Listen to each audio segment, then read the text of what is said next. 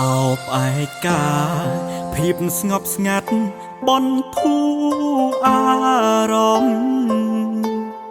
ពួនសំងំទឹកភ្នែកលួចយំសោកាម្នាក់ឯងពេលផ្លូវស្នេហ៍យើងដល់ទីបញ្ចប់តួប្រឹងខាត់ក៏ចិត្តអូនសុំលែប្រកាសក្តែងក្តែងសុំដើរផ្លូវរៀងខ្លួនក្តីរំពឹងភាពតានតឹងចូលជ្រែកចែកផ្លូវឲ្យអូនទៅទាំងចិត្តមិនអាចរុងដោយគ្មានអូគ្រប់យ៉ាងមិនមែនជាអចេតនាបាយស្នេហាឈឺផ្សាមកផ្ទួនព្រមស្របតាមអូនទាំងបេះដូងឈឺស្ទើខ្សែនៅទីណាតើកន្លែងណាខ្ញុំត្រូវការអ្នកជួយរំលែកទិញទុកពីខ្ញុំស្ពាយយកទឹកភ្នែកឈឺខ្លាំងពេកខ្ញុំពីបាក់ទ្រាំណានៅឯណាមានកន្លែងណាទ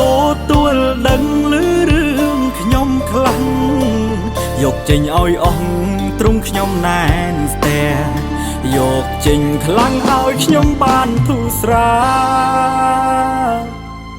ទុកធ្ងន់ខ្លាំងពីគេជាអ្វីម្នាក់នោះមិនមែនតួសំដែរខ្មាស់ខ្លួនឯងព្រោះមិនដឹងថាអូនមានអ្នកថ្មីសាងកំហុសចោតដាក់ធ្លាក់លើបងមានបំណងឲ្យបងឈឺរីងរៃស្នេហាជាអ្វីហេតុអ្វីចាំបាច់ត្រូវបែកនៅទីណាតើកន្លែងណា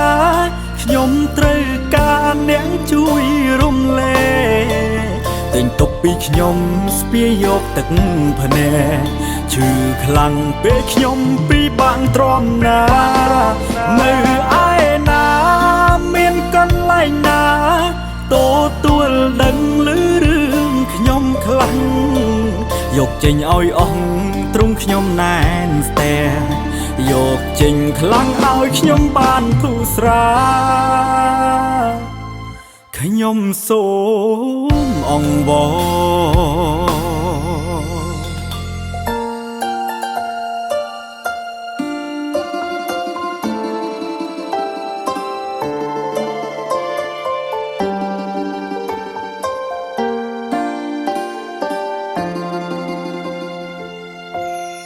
គិតចង់ឈួ